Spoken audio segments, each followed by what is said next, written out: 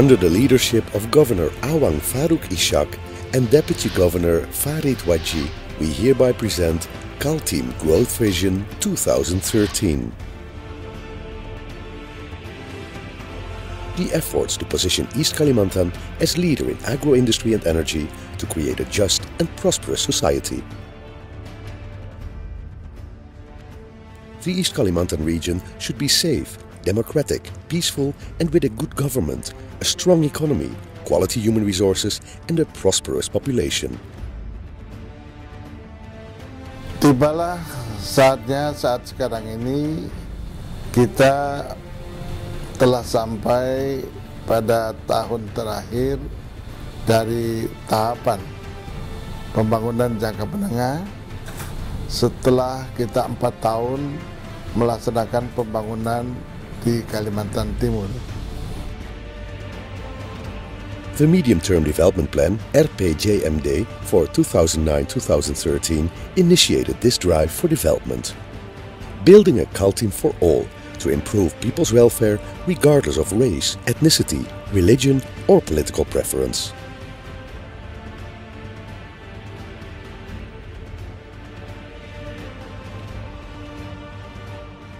Various key strategic issues are faced in creating Bumi Etan, namely self-reliance and food sovereignty, poverty, unemployment, limited access to capital, reforms in bureaucracy and public services, degradation of the environment, competitiveness and investment climate, education and healthcare, infrastructure, border development, its rural character and the remoteness of the region.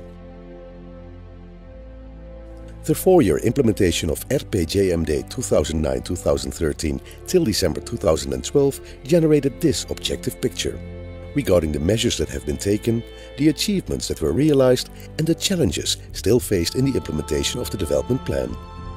Increased allocation of development budget comes from the state budget APBN and the provincial budget ABPD.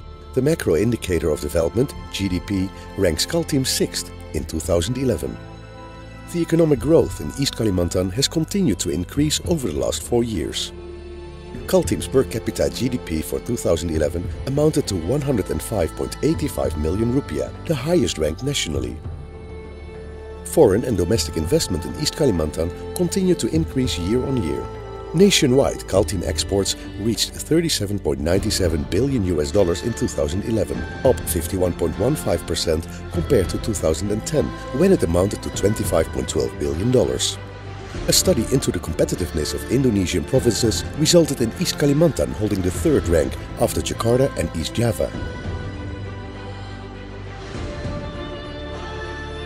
To establish fiscal independence, East Kalimantan's provincial government has made a breakthrough to increase revenues for the province, in 2011 reaching the 3rd highest income after Jakarta and East Java. The financial management of East Kalimantan in 2011 was given the predicate fair with exceptions, WDP, following an assessment by BPKRI. The implementation of one-stop services in several provincial districts and cities have received inscription and recognition of the central BKPM. The Population Administration Census Program in 2011 and 2012 was carried out in 2 stages. The performance in ID data went up to 87.21%, for which the province received merit from the Ministry of Internal Affairs of the Republic of Indonesia.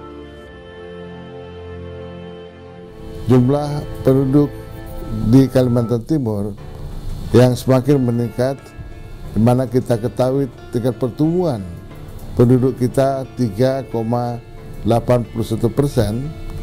tertinggi setelah Papua dan Riau, dan didominasi pertumbuhan migran 2,19%.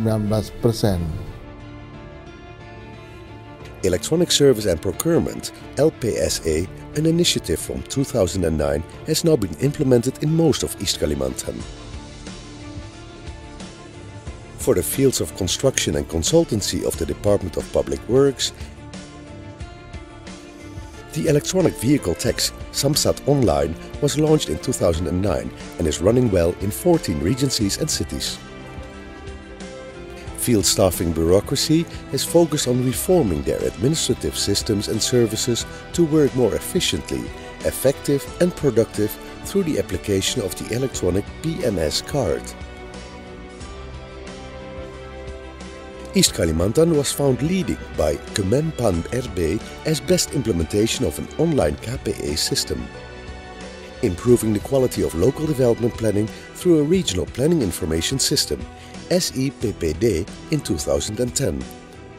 This SIPPD is integrated with a Regional Financial Information System, SIMDA, and the Development Monitoring and Evaluation Information System, SIMONEV, as well as the Spatial Data Monitoring System, SIMODAS. The development planning of East Kalimantan has been audited and obtained ISO 9001-2008 certification. A so-called Kormonev team was formed to eradicate corruption in East Kalimantan. The province received a Madhya Image Quality Service Charter Award from the Ministry of PAN in 2010 for performance innovation of regional libraries. Increased public service in terms of access to information through an internet service vehicle.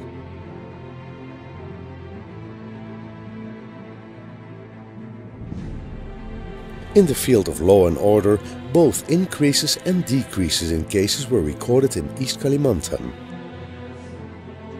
In the fields of law and democracy, significant progress was made, whereby the Indonesian Democracy Index increased in East Kalimantan. Bagaimana kami meningkatkan kesejahteraan masyarakat, memberikan pelayanan umum dan publik yang baik, dan juga bagaimana kami bisa meningkatkan daya saing daerah. Employment opportunities in East Kalimantan continue to increase annually, among others due to the infrastructure works. Public services are conducted through the online and job market fair JMF channels. The unemployment rate, TPT, in East Kalimantan has decreased steadily over the last 4 years. HDI figures, as indicator of improving the quality of human resources, also increased. East Kalimantan currently ranks 5th in the country.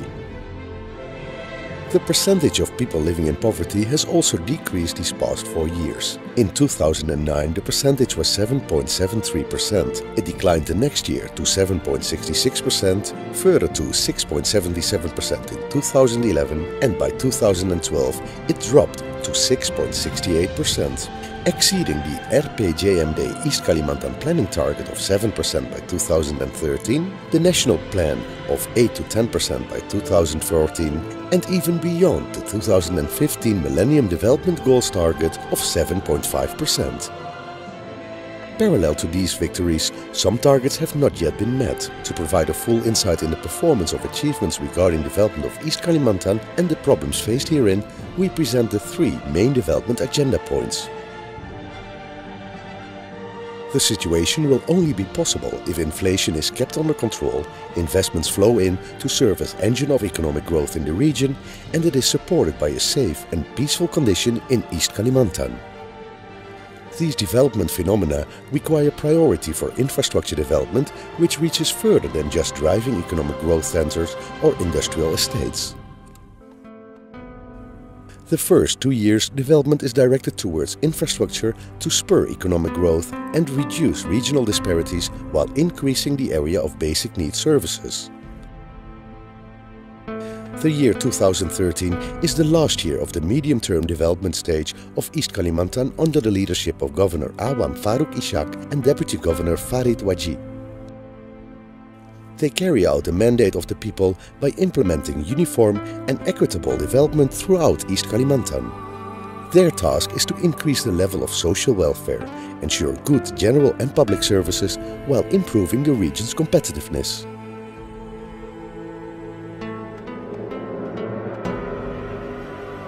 Four strategies that form the basis of successful development in East Kalimantan,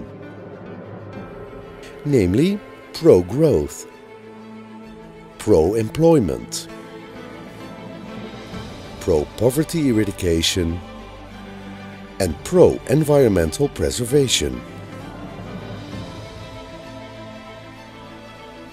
Keberhasilan pembangunan yang kita laksanakan adalah diukur dari 4 strategi itu. Infrastructure development is an important aspect for East Kalimantan. This is related to the development of natural resources through plantations, agriculture and agro-industry. In addition to plantation crops, Kaltim also managed to achieve the program for food security and development of national energy reserves through a food estate and a rice estate in Delta Kayan.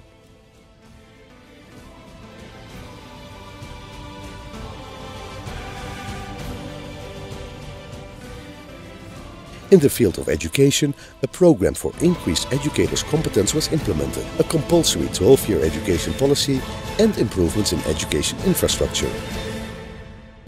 Begitu juga di bidang pendidikan. Alhamdulillah pendidikan kita saat sekarang ini dinilai masuk di dalam papan atas secara nasional. Keberhasilan kita dalam melaksanakan wajib belajar 12 tahun diakui secara nasional.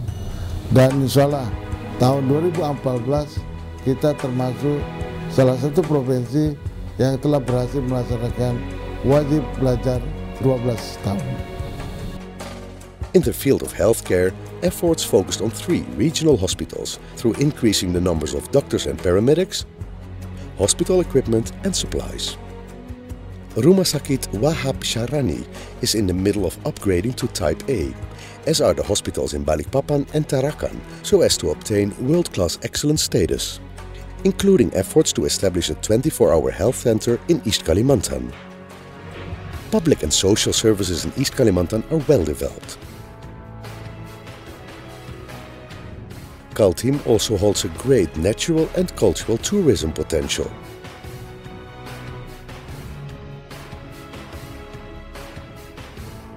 As is underlined with the Derawan Islands. This tropical paradise is a group of approximately 31 exotic islands in Berau, East Kalimantan. The islands host the Derawan Festival, one of the tourist activities that are set to become the region's economic powerhouse.